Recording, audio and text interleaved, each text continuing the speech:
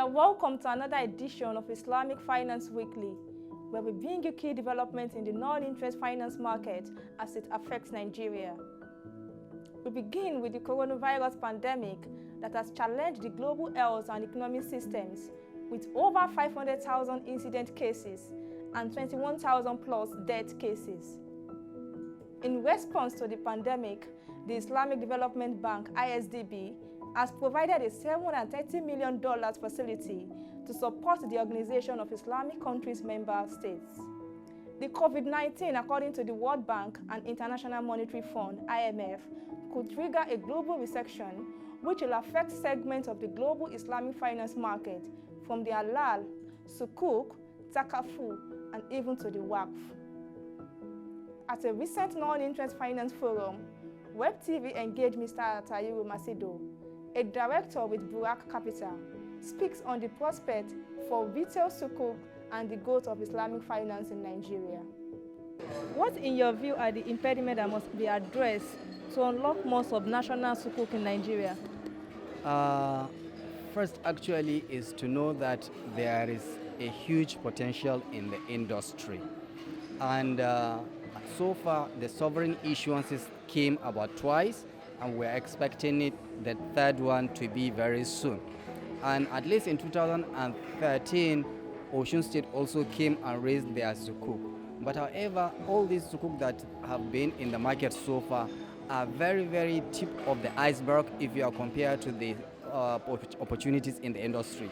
And if I can give you examples specifically, in February 2019, just barely a year ago, PENCOM, a regulatory body of the pension industry, gave their revised guidelines on all the PFAs to have a multi-funds.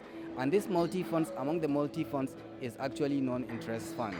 A non-interest fund is specifically the compliance to non-interest instruments. And meaning, at least now that we have about 10 trillion naira worth of for the entire industry, at least there is need for about 10% of it, if not even 20% of instrument worth, which is about 2 billion that are needed for this industry alone. So at least for sovereign issuances to come on board, it will take care of some of this, but of course it is not going to be at a go. It will take some times before they absorb the entire market. So it is good actually to have sovereign issuances, but not just like 100 billion they've been coming, but much more higher than that. Because one thing is that the first issuance was just oversubscribed merely by 5% and the second one by 35%. But there are some regulatory restrictions to the PFAs that not allow them to invest certain percentage in an issue. So that one may be impediment in terms of how much they can invest in an issue related to the industry. But I believe with respect to the sovereign issuances, if they can come much higher than 100 billion or maybe 200 billion, 300 billion, it can still be absorbed by these institutions that are needing these instruments. Are there opportunities for retail sukuk that can be issued at subnational level for social projects? Absolutely. Globally now, it is everybody is crying for investors at the retail, at the bottom of the pyramid, that can have access to investing in sukuk and some other things, especially the social sukuk.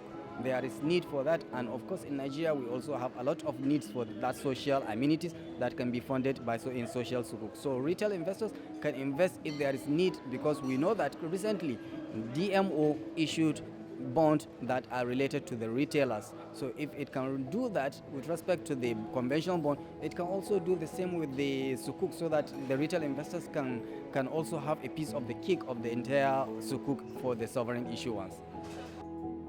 And that will be all for this edition on this program. You can send questions and comments to news@proshendi.com and reporter@proshendi.com. Also, you can engage us on our social media handles displaying on the screen. Always remember to stay safe. Many thanks for watching, and bye for now.